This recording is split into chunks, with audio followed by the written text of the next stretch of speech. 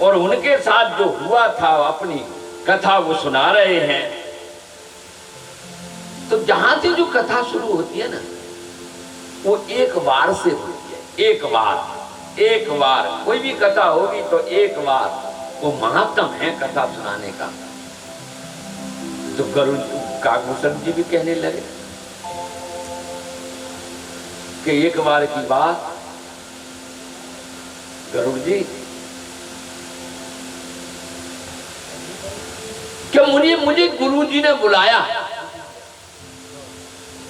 और गुरु जी अपने पास बैठा कर मुझे बहुत नीति की, धर्म की, विवेक की और इतना मुझे समझाया करते गुरु जी।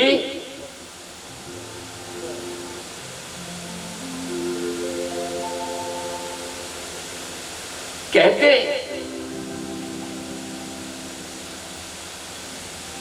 एक बार गुरु लीना बुलाई और मोहिनी ते बहु भाते सिखाई।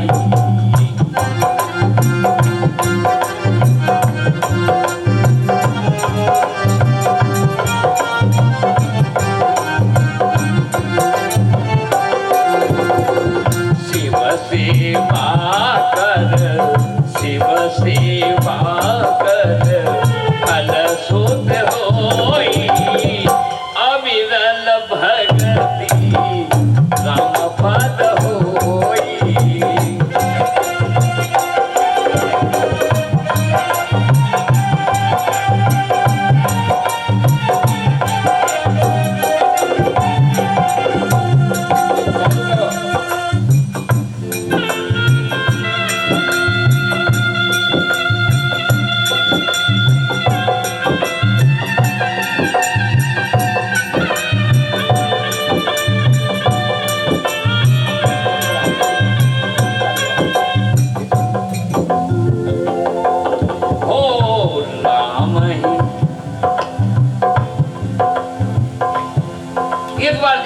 जी ने मुझे बुलाया तो मुझे समझाने लगे कि हे तात, हे सुत, हे पुत्र की बात मुझे समझाते थे कि शिव जी की सेवा का फल हे पुत्र वही होता है क्या कि अविरल ब्रह्म के चरणों में अनुराग प्रेम होता है। अविरल का मतलब है कि कभी वो भक्ति छीड़ नहीं होती, ऐसी भक्ति होती है भगवान भोलानाथ की जो सेवा करता है। जासु चरण अज शिव अनुरागी, तासु द्रोह सुख चहस अभागी।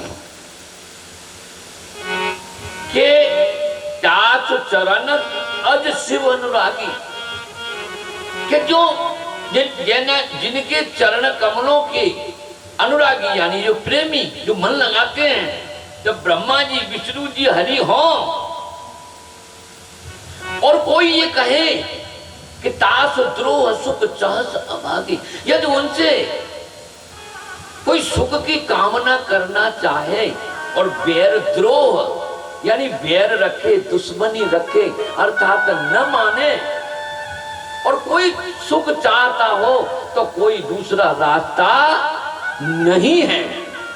इस प्रकार से गुरु मुझे समझा रहे थे, लेकिन मैं कहा बार बार गुरु हर कहूं हरि सेवक गुर कहेऊ और सुन खगनाथ हृदय मम दहेऊ। बार बार मुझे गुरु समझा रहे थे। हर कहूं भोलानाथ ने, भोलानाथ को हरि सेवक यानी विष्णु जी के सेवक। और बार बार गुरु मुझे कह रहे थे, मुझे ये समझ में उनकी बात कुछ आई नहीं, बार बार गुरु मुझे समझा रहे थे, लेकिन मेरी छाती ऐसी धड़क जाती थी कि क्या मुझे ये मेरे कोई बात समझ में।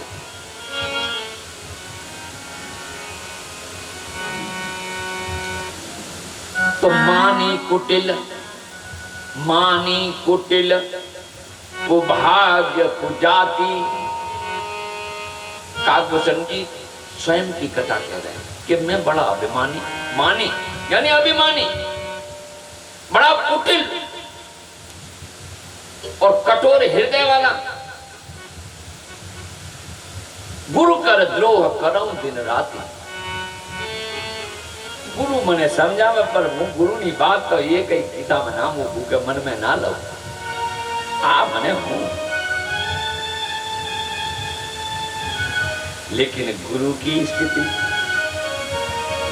गुरु कैसे कि अति दयाल गुरु, अति दयाल गुरु, स्वल्प न क्रोधा, पुनि पुनि मोहि सिखाव सुबोधा।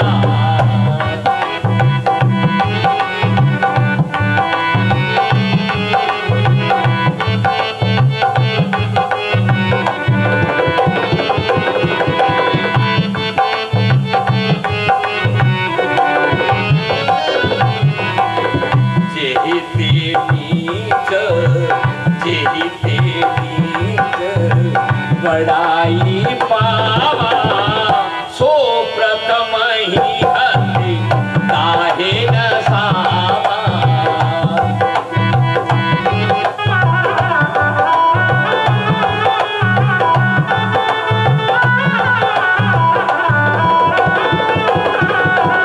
जैसे अरे घूम अनल सम, घूम अनल सम, भव सुन भाई देव बुझाव धनपद पाई।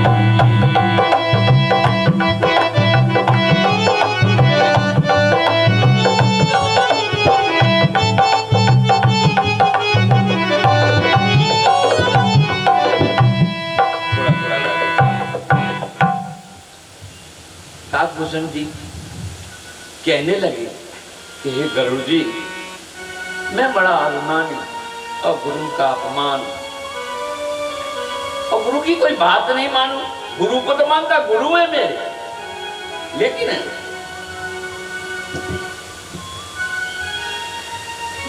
मेरे गुरु कैसे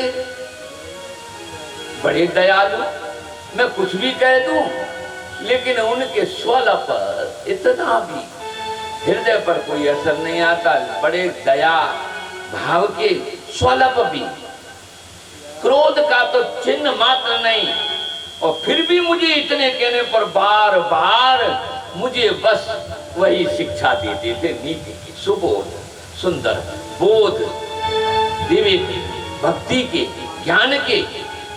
लेकिन मैं हे गुरु जी आपको एक बात कहूं कि नीच जो होता है ना, और जिससे जो बढ़ाई प्राप्त कर लेता है, जिसके माध्यम से नीच मनुष्य की ये स्थिति होती है कि जिसके माध्यम से उसको बढ़ाई प्राप्त हो जाए, तो सबसे पहले सो प्रथमई हत्य ताई नसावा, सबसे पहले उसी का नाश करेगा जिसके माध्यम से, और जो बढ़ाई प्राप्त करेगा, पद प्राप्त करेगा, सबसे पहले उसी का नाश करेगा। जैसे एम भी दाखलो से જેમ કે ધૂમ અનલ અગ્નિ હરગતી હોય, ઓમાંથી ધુઆં ઉત્પન્ન થાય, અને ધુઆં ઉત્પન્ન થાય ક્યાંથી? અગ્નિમાંથી, અને ધુઆં ઉપર જાય તો આકાશમાં બાદલ બની જાય, અને બાદલ બનીને સૌથી પ્રથમ અને જ્યારે વરસાદ થાય તો અગ્નિનો સમાપ્ત કરે છે, અગ્નિને જ બુજાવી નાખે છે। એટલે જેનાથી જે પદવી પ્રાપ્ત મળી એને ધુઆને અને અગ્નિનો સર્વનાશ કર્યો। આ રીતે કાગભૂષણજી કહી રહ્યા છે કે નીચ મનુષ્યની એવી કથા હોય છે કે જેના માધ્યમથી પદ પ્રાપ્ત થાય, સૌથી પહેલે એનો જ નાશ કરે। તેવી મારી સ્થિતિ હતી। હું ગુરુ ના માધ્યમથી અને ગુરુને કોઈ સમજવા તૈયાર નથી। हे गरुड़ जी, और बीजा दाखला आपे छे। धूड़ रास्ता में धूड़ पड़ी हो है, धूड़ आ वो भी तो माता है ना वैसे, लेकिन ધૂળ બી રજમગ પડી નિરાદર સહી આ કેટલા પગ લાત વાગે છે ધૂળ ને એટલે નિરાદર નો સહન થાય છે આ નિરાદર કેટલા જીવોના પગનો પ્રહાર થાય કે ના થાય પગનો પ્રહાર થાય તો એનો નિરાદર છે એ નિરાદર સહન કરે છે પણ રજમગ પરી નિરાદર સહી સબ કર પદ પ્રહાર નિત સહી એટલે જે કઈ જાય એના પગોનો પ્રહાર સહન કરે છે એ અને જો પવન આવી જાય તો મરુત ઉડાવ પવન આવે વાવાઝોડું આવે છે ને અને સૌથી પહેલે ધૂળ ઉપર ઉઠે છે ધૂળ ઉઠે કે નહીં ઊંચી જાય તો મરુત ઉડાવ પ્રથમ તે ભરાઈ સૌથી પહેલે વાવાઝોડું આવે તો આમાં ધૂળ જ ભરાઈ જાય અને ઊંચી જાય તો ચો જાય પછી કે રે મરુત ઉડાવ પ્રથમ તે ભરાઈ પુનિન પુનયન કિરીટન પરઈ અલે ભલે રાજા હોય એને નેત્રોમાં ભરાય પોમ પડી પછી આંખો બંધ કરે કે ના કરે કે આંખોમાં ભરાઈ ગઈ માથામાં બાર શીશ પર ચડી જાય છે ચડે કે નહીં તો એ તો સુન ખગપતિ અસ સમજ પ્રસંગા क्या प्रसंग આવી રીતિ છે હે ગરુડજી બુદ્ધ નહીં કરે અધમ કરે સંગા જે સજ્જન મનુષ્ય હોય જ્ઞાની હોય સમજદાર હોય અધમ માણસનો એ કોઈ દિવસ સાથ ના કરે ભાઈબંધી ના કરે